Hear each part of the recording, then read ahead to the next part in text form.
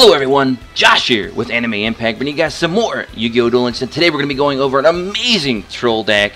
And it's not really, I don't even know if you can call it a troll deck because it is very consistent. It's even more so consistent than most of my extra builds for the current meta. Because the current meta doesn't run all that many tributes unless you're running against maybe a Hazy. Or maybe even a Phoenix if they really use it. But usually they don't use Phoenix as a tribute, they use it more so from the grave to destroy your back row.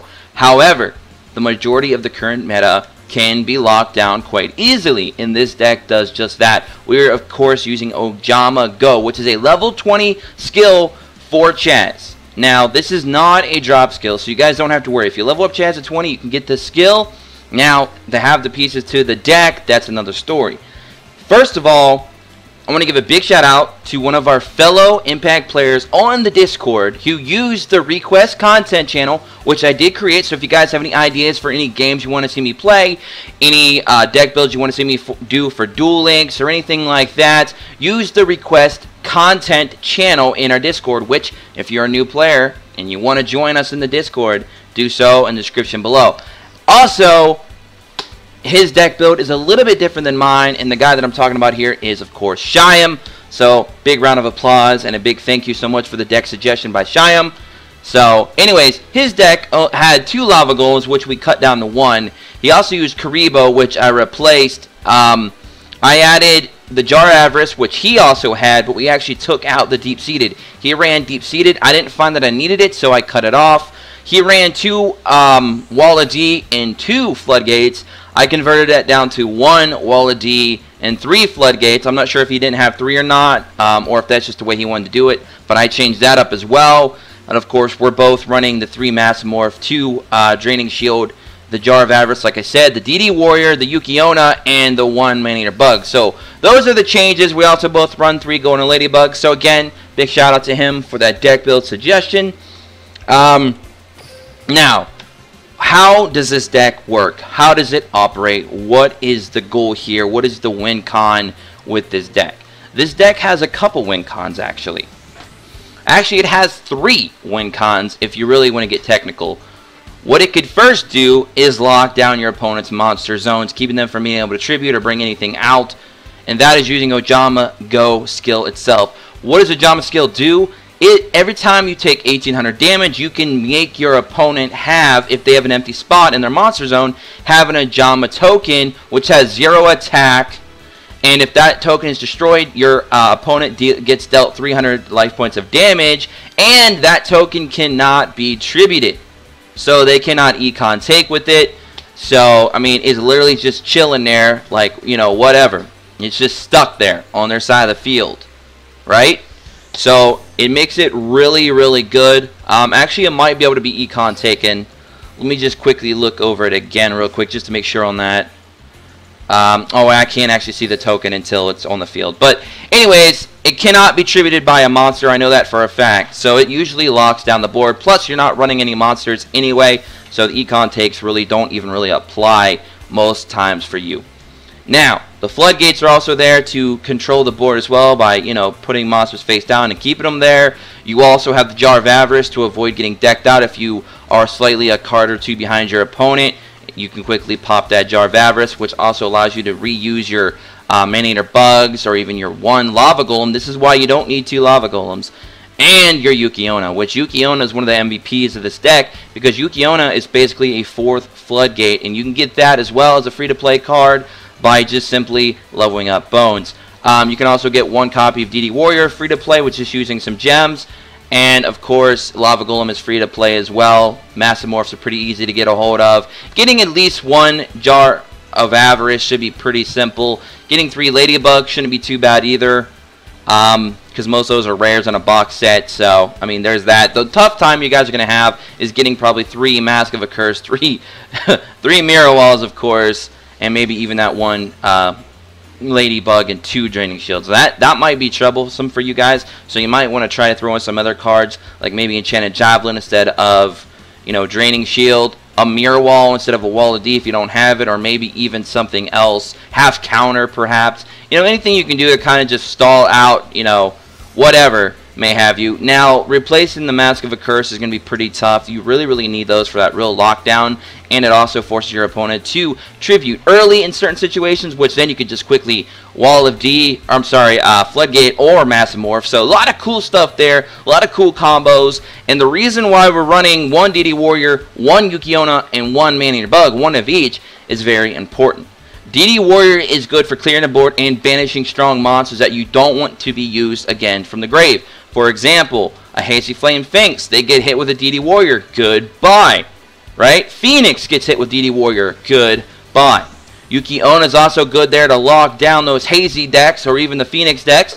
And same for Man-Eater Bug. Man-Eater Bug is also there to destroy monsters. However, he does not work well against Hazy because he cannot work because he does target, and of course Hazy's say no to targeting. So unfortunately, when you play against a Hazy, it's going to be more than likely a 50-50. That's actually currently the strongest deck against this deck is Hazy, but this deck still can beat Hazy with your basically 4 Floodgates, your DD Warrior. Of course, you also have Jar of Avarice to replace. You have that one Wall of D to stop a big attack if they don't have anti-magical arrows, and of course you also have the Lava Golem there, which you can also use to kind of take out 2 Hazys really quickly. So you do have some options there, but I'm not going to lie to you. It is more or less a 50-50 against Hazy, but it works so well against almost everything else, such as Cyber Angel, Saphira, Glad Beast, Ancient Gears, even Dinos. So let's go ahead and take a look at the replays. I will have a timestamp as always for you guys who don't like to watch the entire analysis of the deck.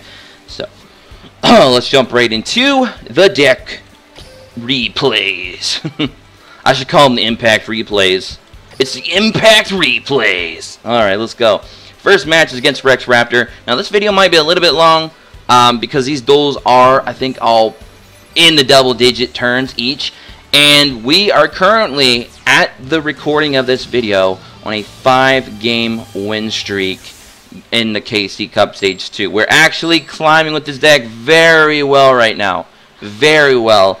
And again, thank you so much, Cheyenne, for giving me the deck suggestion idea. And then I, of course, put in my own changes on there and made it my own. And I'm so far very satisfied with the deck and having a lot of fun with it. Now, guys, also keep note, this deck allows you to only have to set really 1, maybe 2 cards at most per turn. But most of them are chainable, except for, I believe, just the Draining Shields and the Wall of D. Everything else is chainable. I guess Floodgate wouldn't be chainable either unless they summoned, of course. But for the most part, you can get around the Zing Zang Hu, which is in the meta really bad right now. So you want to watch out for that. And then, of course, you also got Gyaku's. So Gyaku is probably going to be your biggest struggle to get around. But this deck actually does allow you to kind of work with just 1 or 2 back row and still survive. So it does have a way to kind of play around Gyaku or play around Zing Zang Hu and still get some wins in. So that's what's really cool about this deck. And as you can see, we've already got this guy on full lockdown. He's got the Mask of a Curse on 1 Dino, Mask of a Curse on his token, and Massive Morph his other Dino. So he literally is in board lockdown right now, and we're just gaining all kinds of life points while he's just losing them. This is just amazing. And as you can see here, he surrendered. There was nothing he could do. Complete board lockdown. He can't use Econ Take because I don't play any monsters. So he's just chilling there with his thumb up his ass, wondering what just happened. Alright, now this one's against Alexis Rhodes. I believe this might be our first Saphira deck that we saw here. I think. I could be wrong here, because I don't remember all these duels. I've had so many different duels going on for the past few hours. So I can't quite remember them all exactly, but I'm pretty sure. Oh wait, no, this was a, yeah, I do believe this was a Saphira deck. Yep. Hymn of Light coming in, bringing out that Ben 10, and the Ben 10, he didn't have the ID10 play early, which is surprising because they always seem to have that. So he's going to go ahead and set that. I'm not sure why he set it. I guess he's afraid of the Econ Takes, which I guess is fair. Then he's going to go ahead and set Senju. So now he's got Senju. He's got a Takini in his hand. He's got a Saphira on the field. Alright, he's going to go ahead and use Saphira to draw 2 more cards. He's going to discard a Hymn of Light to kind of give it 2 protection, but it don't matter. We're going to Mask of a Curse. We're going to set, I believe we set 2 Massive Morphs there. And he's going to go ahead and bring out another Senju, another Dakini. So now we know he does not have Angel Ritual. He does not have Machine Angel Ritual because he's running 2 Dakini. He's going to go ahead and play Absolute. He's going to bring out the first Dakini. We're going to let that attack go through so we can lock down his board here. Because remember, this is important. This is how you destroy your opponent. You lock them out of their own field. And then boom. We're going to go ahead, hit him up with a Ojama Go. Lock that side of the board down. We're going to go ahead and hit him with the Lava Golem. We now have control to stop the Lava Golem. He's going to take damage. He's going to bring out Cyber Petite Angel. He's going to bring out Idatin finally. And then he's going for another Absolute. So now he's going through a ton of rituals right now. He's going to go ahead and play another Dakini. We're going to go ahead, I believe, and Massive Morph this one. Yep. And then we're going to Massive Morph the other one as well, because we don't want to get hit with an anti-magical arrows, which you got to, be wary of. So make sure you're toggling pretty well here. He's going to go ahead and grab another Dakini. But we know that he's got to be getting low on ritual spells. But he's still going to have some. We know that. We know they're running like multiples, like 8+ ritual cards nowadays. Spell cards anyway. So he's going to grab a Saphira. He's going to sit tight. He's going to take another 1,000 damage. He's down to 500 now. And we have full board control at this point. He's got Spirit Blessing. He's going to bring out another Dakini, obviously, for the 8 stars for 8 stars. And then we're going to go ahead, Floodgate that one as well. We're going to go ahead and Jar of Avarice to get 5 cards back and to draw a free card. Knowing that we still have, I believe, a Massive Morph set to be ready for whatever monster else he has. And knowing that he can basically do not much of anything at this point. So it's our turn again. We're just going to keep healing up with Ladybug. He's getting low on cards. I'm just going to keep going. Just going to keep it right. We're going to keep riding this wave high. And then he's going to go ahead and just surrender it because he can't do anything. He must have been out of ritual summons, ritual spell cards to summon. So at that point, a ritual deck is dead. So let's go ahead and check out the deck again, Duel against Arcana, which I believe he was obviously using Dark Magician, Gustavo 951. So here comes Chaz Princeton versus Arcana.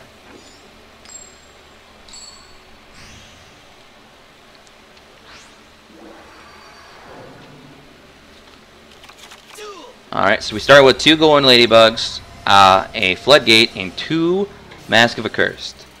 Now you want to go ahead and hit them with a Mask of Accursed early to force them to try and either do a tribute or do something else to get rid of that monster or to get rid of that back row. We're going to Floodgate that. Now this was a lot funner duel. This was definitely a duel that tested this deck's might. And you guys will see how much this guy just sits there and tries to tug at me. I mean, he just keeps tugging. Here he goes. He's bringing out a Dark Magician. Hits me for a lot of damage there, but he's going to trigger Ojama Go. Which we're going to go ahead, hit him with here. We got 3 Ladybugs, so we can recover 1,500 life points each. We're going to go ahead and hit that up, and we're going to do that.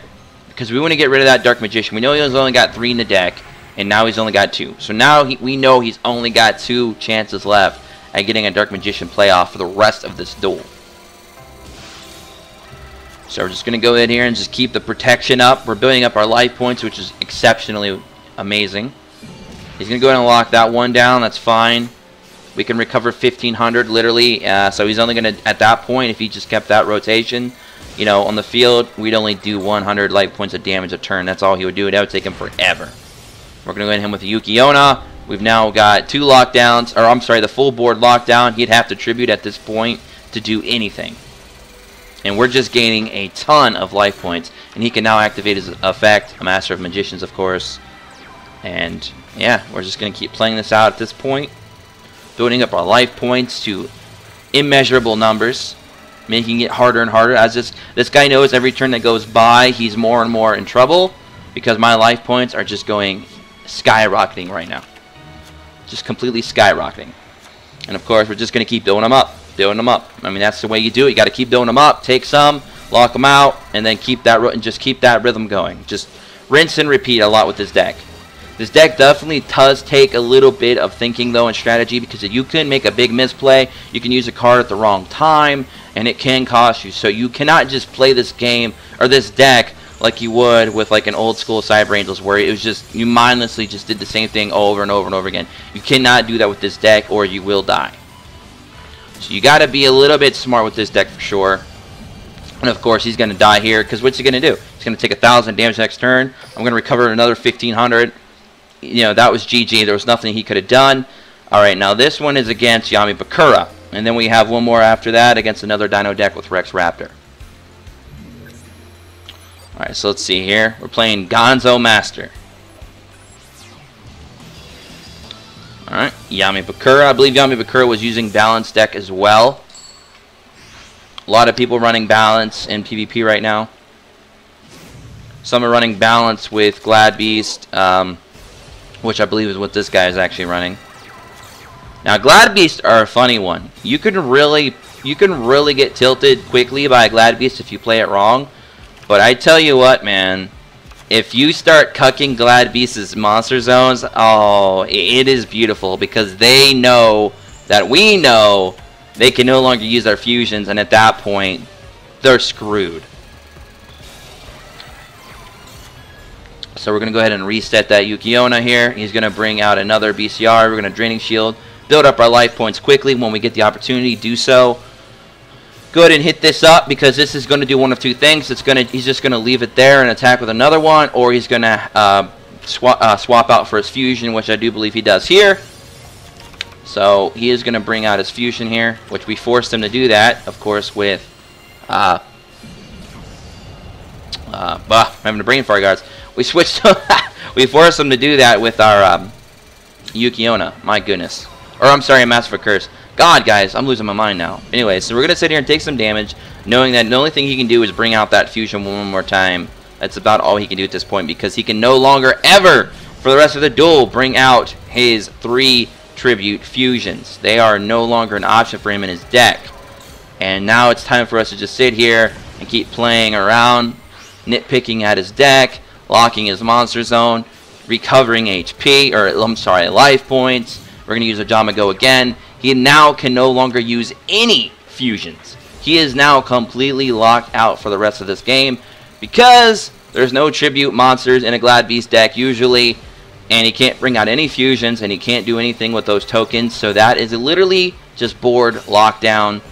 Now right here, what he could have done was Zing Zing Hu, possibly to screw our Jar of Avarice play up, but that's about it. But it wouldn't even have mattered because we did get the playoff for Lava Golem. And you also saw there that I toggled on, played both Massive Morph into Jar of Avarice quickly because you do not want to get tilted by a possible straight flush, which I have seen people play in the meta here in the last couple days. It definitely is a card that people are playing. It is a pretty good Tekken, especially against Glad Beast. But other than that, I don't know how well you'd really play it much. But I have seen it being played. So you got to be very wary of that. Zing Zing Hu, you got to be wary of. So you definitely want to just try and play around those cards for sure. But as you can see here, this guy is just, there's nothing he can do. We have over 10,000 life points. This board's locked. He's going to take 1,000. That's GG. So basically this deck is just built to not only replenish life points, you also are locking down your opponent's complete monster zones, and that's all she wrote. And here we go. I believe this is another Dyno deck. And Dyno decks, especially the ones that don't run Tyrannos, are really, really getting hit hard with this deck. I mean, you lock their board down, that's just, there's nothing they could do. It's just game at that point. Just completely annihilate their entire board, and that's all she wrote. Here we go, Dinosaur Kingdom. We started with a Draining Shield, Wall of G, Floodgate, and a Mask of a Curse, and a Yukiona. So we're going to go ahead and lock that one down first. We're going to set the Yukiona. This is going to be a good way to, normally, if you didn't have that Gyalko, we'd be really set. And if you didn't have Black Brachus, we really would have been able to control the board early with this deck. However, he had, like, the perfect counter, but it didn't even matter because little did he know, he just screwed himself because now Ojama Go is locking down one of the boards. We're putting that face down, and Mask of a Curse is coming in to tilt this man. So now, 2 out of 3 of his slots are already locked down, and that's the complete set. GG already at this point. There's a little this guy can do at all now. He's going to Zing Zang Hu me, and guess what? Doesn't even matter. He has no tributes in this deck. He's done. Nothing he can do. So, at this point, we're just drawing cards to draw cards while he slowly bleeds out with Mask of a Curse.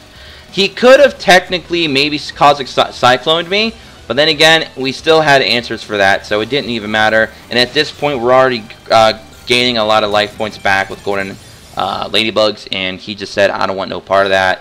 So he just went ahead and rage quit, which is what a lot of people usually will do. Some people like to try and grind it out till the very end. I don't know why. It's just waste my time and waste theirs. But anyway, guys, that's the deck. I hope you all enjoyed. This deck is deadly. It is very insane. It is very amazing.